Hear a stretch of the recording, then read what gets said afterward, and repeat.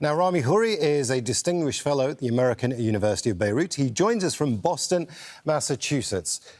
One of the things when this ceasefire was announced and we got details of what it actually entailed was the fact that many political analysts were very suspicious of the fact that it was designed to fail simply because there wasn't really a timeline. There wasn't really any points you could hit with a deadline.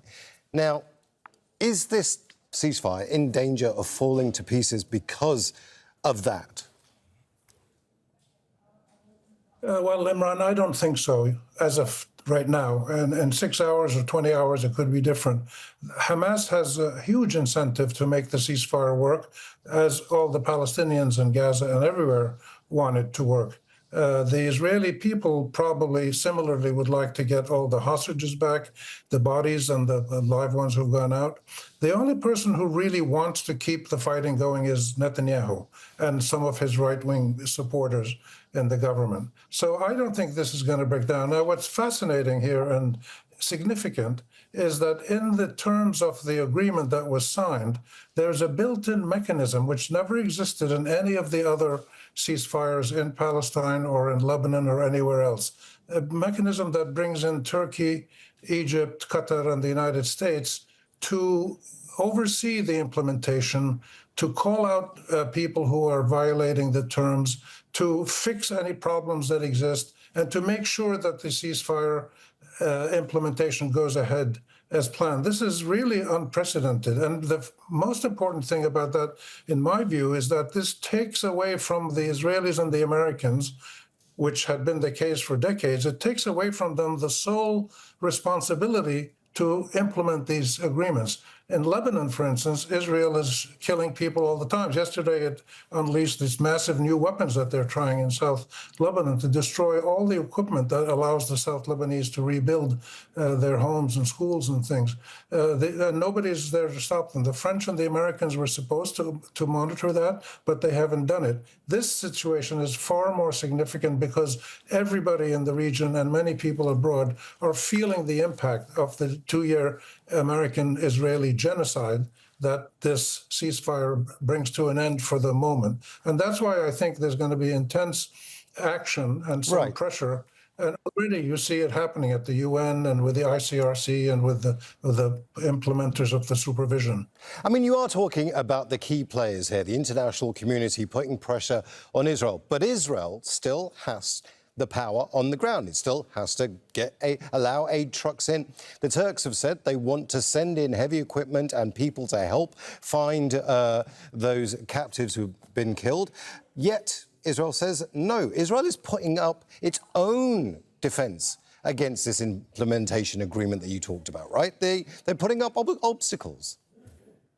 Well, this is their way. This is how they've done this. You know, if they can't lie their way out of a dilemma, of a stalemate, they do it with this kind of cruel pressure, using humanitarian aid, restricting the border crossings, restricting the flow of aid, not allowing reconstruction to happen. They've killed 24 Palestinians have been killed by Israeli arms since the ceasefire started.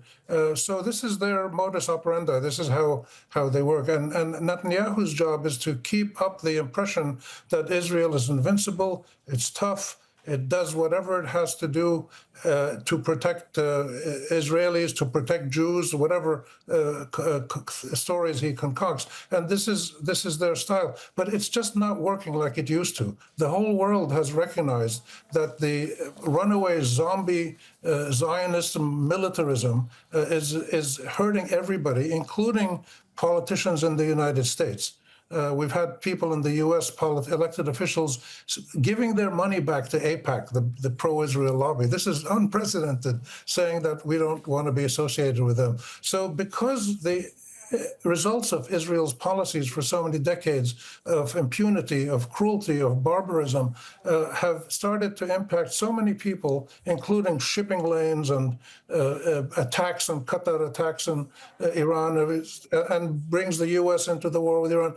People are reacting differently now, in step by step, to this Israeli tradition that you just described, that they can kill and destroy and make people suffer in any way they can. I think this is one of the significant things we have to watch.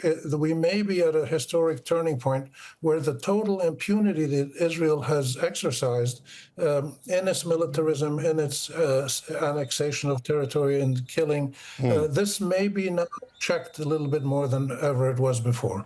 Just very quickly, though, that moment in time that you're talking about all revolves around one man, Donald Trump. Donald Trump has to keep the pressure up on Israel.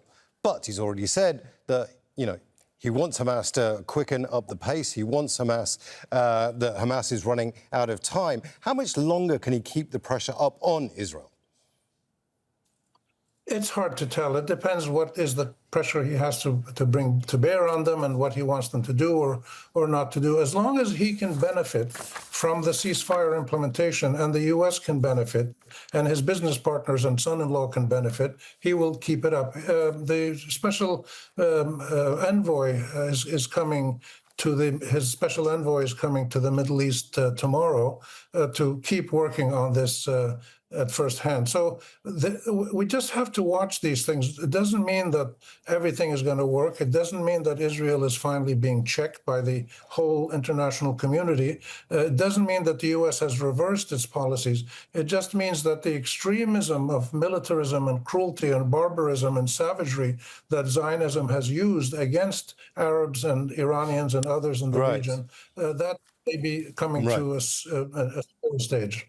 Rami Khouri, thank you very much for your thoughts, as ever. Thank you, Imran.